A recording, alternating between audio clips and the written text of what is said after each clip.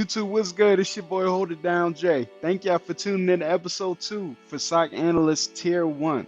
So now, the next topic we're going to talk about is Pyramid of Pain.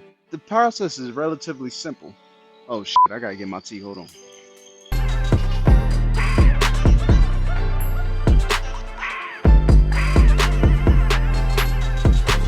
Alright, sorry about that, I'm back. So, with that being said, the first time I want to talk about is indicator of compromise, otherwise known as IOC.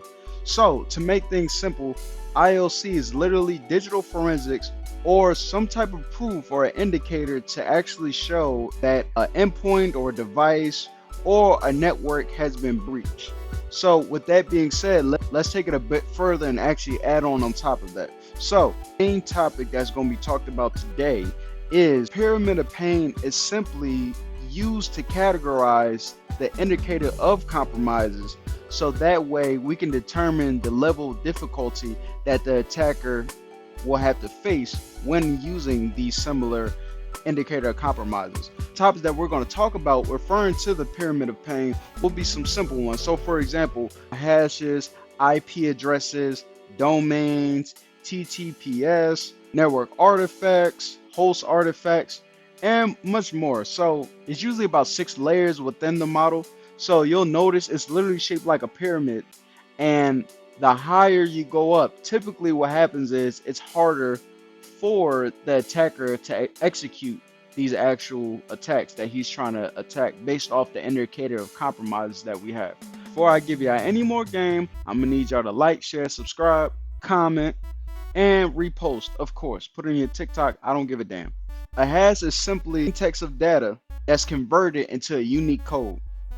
Now, I don't want you guys to confuse this with encryption because they're two different things. Hashes are typically, you can typically see these on executable files and just files in general. So for example, if you download an actual plugin that's used for your software, most likely it has a hash value.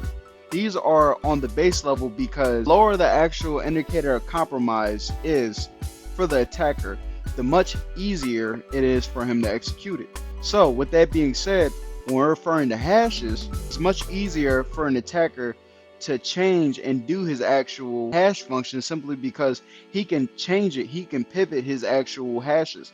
So the thing is that if he has one hash and we do investigations to actually see what this hash currently is and it looks malicious, he can convert it so that way it can go as undetected and it can look as clean. And if OSINT tool like VirusTotal didn't pick it up yet, it makes it seem like it's a harmless file, but in reality it's actually a malicious file and it can do very harmless things. So when we're talking about actual hashes, you have to realize that there's 3 different type of hashes. The first one I'm gonna go over is MD5. MD5 is a hash value of 128 bits. And they also have HA1. So remember I said 128 bits? They increased the bit value and they made it SHA-256, which is the modern day hash value that's used. The benefit of using this is that it's a much more secure hash value due to it having much more bits. Next level that an attacker may use is an IP address. So for those who don't know, in layman's terms, IP addresses are literally assigned to each device that's connected on a particular network. For example, if I'm an attacker and I'm on your company's network, my IP address will verify exactly who I am, or at least you can get exactly where it's coming from, the location, country, and the domain that it's registered to. So with that being said, let's add on top of that, we have the IP address, which are the exact numbers that are assigned to the exact device, and then you have domain names. So what domain names are, it's literally a name that's assigned to an IP address. For example, we use Google as a search engine, but to represent Google's IP address, it's 10.10.10.10. If you go on your search bar, your address bar right now on your web browser, and you type 10.10.10.10.10, it'll lead you to Google. But an easy way for people to remember certain things, they actually use this actual domain name. So why am I saying this? The reason why I'm saying this is because These are tactics that attackers are using to actually get unauthorized access to systems. So one method I want blue teamers to think about is fast flux. But before I even do that, let me talk about what we do when there's actually a malicious IP address. If you seen my first episode, you saw that once I seen an unauthorized IP address, I blocked it and put it on my firewall block list. So that's one method you could do to prevent him from coming in. But what if the actual attacker is assigned more than one IP address? See, that's the purpose of fast flux. So fast flux is a method that attackers can use, and they assign them multiple IP addresses to a domain, and they keep pivoting using different botnets, so that way they can go undetected on the network. The next tactic we're going to talk about is domain names. So I previously just talked about it a little bit as far as the IP addresses, but the thing about domain names when it comes to an attacker is that it can be a tad bit more tedious for the attacker to actually execute domain names, simply because when they actually use domain names, they have to go out and purchase it. So another level of attack that you'll see in the domain from the attacker is called puny code. So what it entails is an attacker tricks the user into thinking that a link appears to look legit, but in reality, it redirects the link that they see. Maybe something like google.de, but it redirects them to google.de, blase blase, and it's a whole bunch of code. But in reality, that redirect is actually a malicious link. And it can literally be a phishing page asking for credentials, or maybe even putting malicious content on their actual device. The reason why network and host are at the top, one of the top tiers when it comes to actual pyramid of pain, is simply because once network activity happens on your network, it's very difficult for him to change that. It's damn near impossible. So that's one thing, like once he puts it out there, and like I said, the higher you go on a tier, the more difficult it is for the attacker to go undetected while executing those actual steps. Because once it's logged already, it's very hard to unlog a log.